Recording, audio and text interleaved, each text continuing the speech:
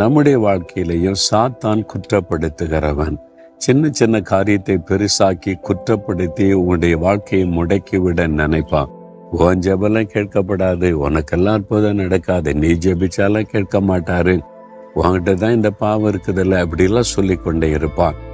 பாவம் நிறைந்த உலகத்தில் இருக்கிறதுனால நம்முடைய வஸ்திரம் சில சமயம் அழுக்காகிவிடும். அதனால் ஆண்டவர் நம்மை புறக்கணித்து விடுவதில்லை. அந்த பாவ வஸ்திரத்தை களைந்து விட்டு புதிய வஸ்திரத்தை ஆண்டவர் நமக்கு தருகிறார்.